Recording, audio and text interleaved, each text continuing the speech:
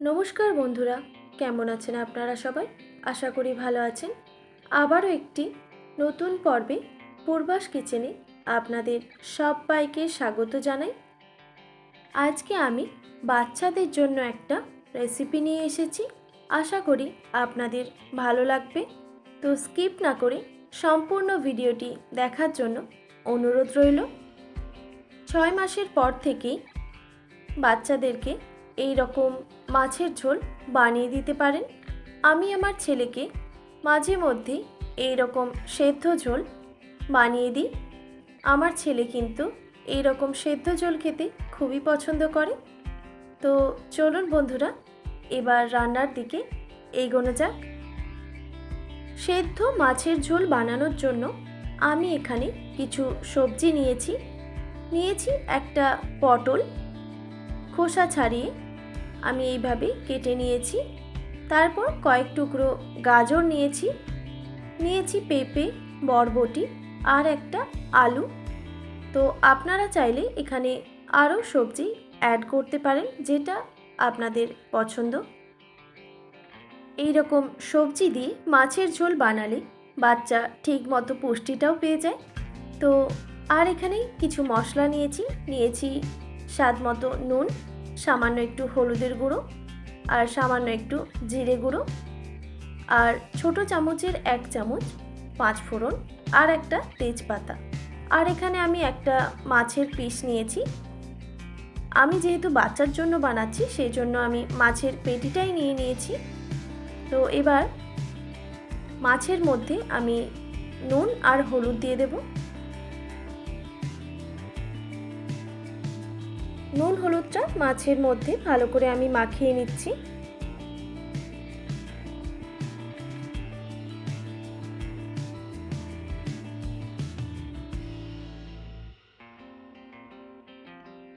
মাখানো হয়ে গেছে, এবার এটা আমি সাইড করে রেখে দিলাম পরে ব্যবহারের জন্য।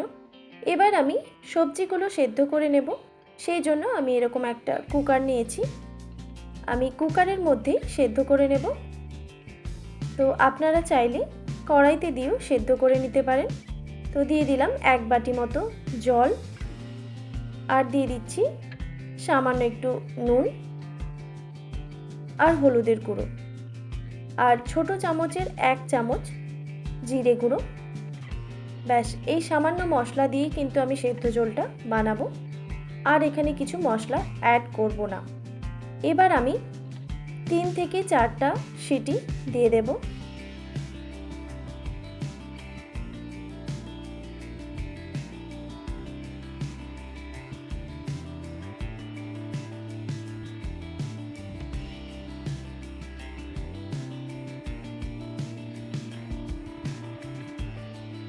তিন থেকে 4টা সিটি দেওয়ার পর আমি কুকারটা নামিয়ে নিয়েছি।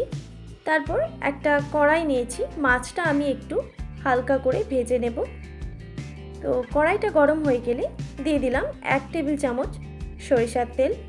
আপনারা চাইলে বাটার দিয়েও মাছটা ভেজে নিতে পারেন, কিন্তু বাটার দিয়ে মাছ ভাজলে আমার ছেলে একদমই খেতে চায় না। সেই জন্য আমি সরষের তেল দিয়ে মাছটা ভেজে নিচ্ছি।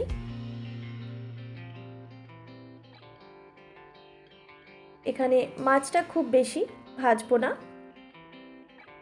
একটু উল্টে পাল্টে হালকা করে ভেজে নিলেই হবে।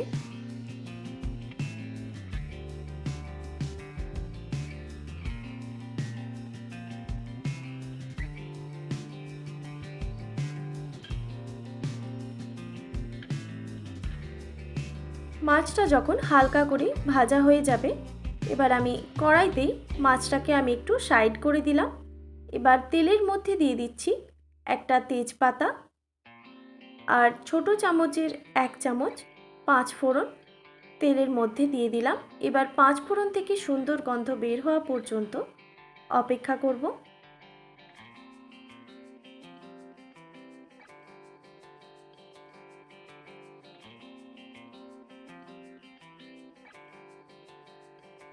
পাঁচ ফোড়ন থেকে সুন্দর গন্ধ বের হওয়ার পরেই আমি সেদ্ধ করে রাখা ঝোলটা আমি এখানে দিয়ে দিলাম, আর তারপরেই একটা ঢাকনা দিয়ে ঢেকে দিলাম 5 মিনিটের মতো। গ্যাসের ফ্লেমটা এখন আমি লোতে রেখেছি। 5 মিনিট পর আমি ঢাকনাটা সরিয়ে নিলাম। দেখুন ঝোলটা কিন্তু পারফেক্টভাবে রেডি। এবার মাছের ঝোলটা আমি নামিয়ে গরম গরম ভাতের সঙ্গে আমার ছেলেকে খাইয়ে দেব। খুবই পুষ্টিকর একটা রেসিপি। তো আপনারাও আপনাদের বাচ্চাদের জন্য এই রকম ঝোল বানিয়ে দিতে পারেন। আজকের রেসিপি আপনাদের কেমন লাগলো অবশ্যই কমেন্ট করে জানাবেন। আর যদি ভালো লেগে থাকে তাহলে সাবস্ক্রাইব করে দেবেন আর পাশে থাকা বেল আইকনটিও প্রেস করে দেবেন। তাহলে নিত্য নতুন রান্নার ভিডিওগুলি আপনাদের কাছে পৌঁছবে।